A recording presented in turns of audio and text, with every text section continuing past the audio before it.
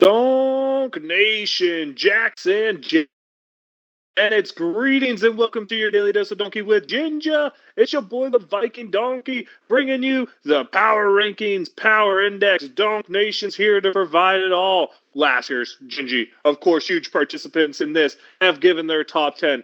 The Power Index is ready to show you 32 through 1, and we have picks for Donkey Laskers and Gingy in the Ravens-Bengals game that happens on Thursday night. That's tomorrow for us as of right now. So without further ado, let's go ahead and let's jump into the Power Index. And we'll start way down at the bottom, of course, with Carolina not moving. I mean, oh, it's a mess down there. I don't have much positive to say.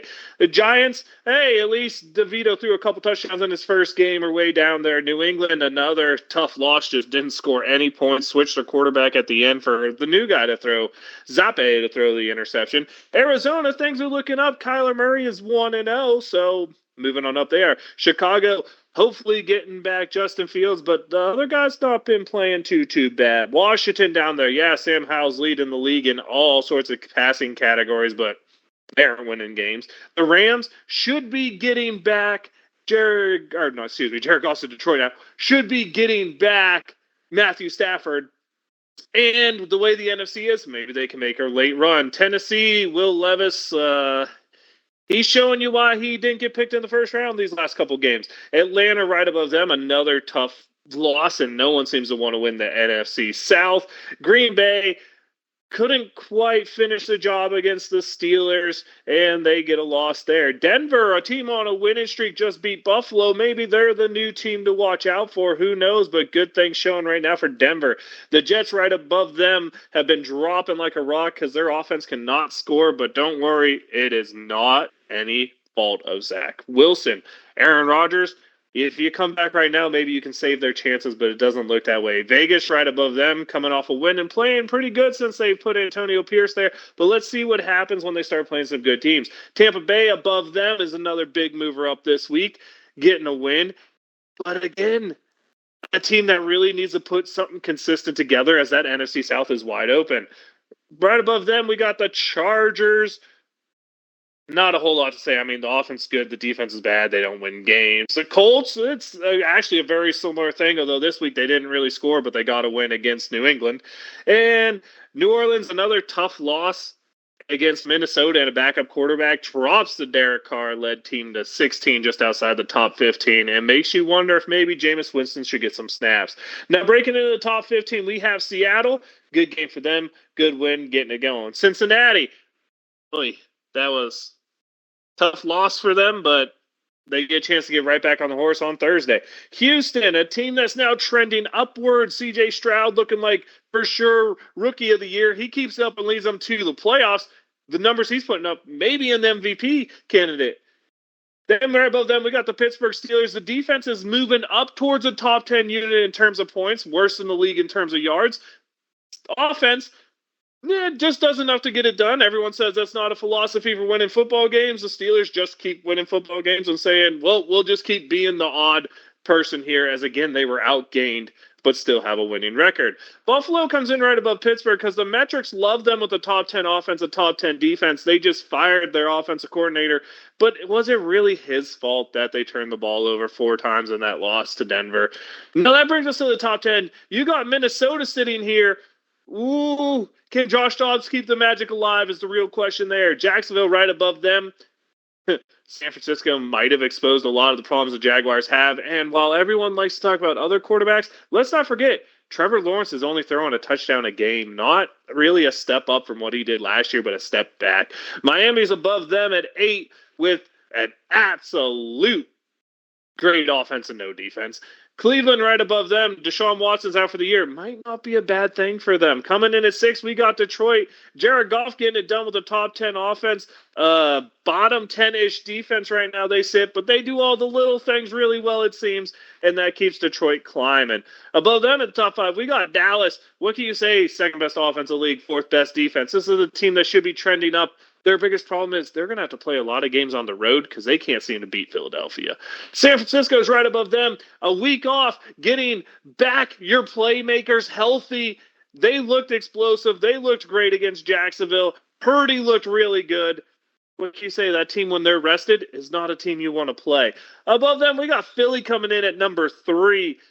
A good offense, but a little bit slack in defense is why the team with the best record doesn't get into the top 2.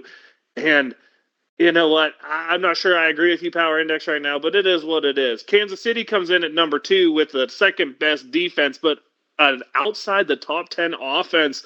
They really got to start putting things together on offense, or this AFC could stay as wide open as it looks right now, which, of course, the number 1 team this week gets to be Baltimore off a tough loss to Cleveland. They still come in with the 5th best offense, the top ranked defense, and more importantly than that, I think, is, well, it's the fact that in terms of points against expected, they're the best in the league because most teams are good on one side and not both sides of the ball. The Ravens are about a touchdown better on offense and defense, both sides of the ball, than what they're expected to be based off their opponents. That's why Baltimore's up there so high in the power index, is because a lot of it's based off how you do against the level of play you're going up against. So what they're expected to do to how you perform, and Baltimore is just the best team in football in that right now, and it's not even close. That means this week your biggest movers would have been Jacksonville dropping 5 spots, and Denver, Vegas, and Tampa Bay all moving up 4.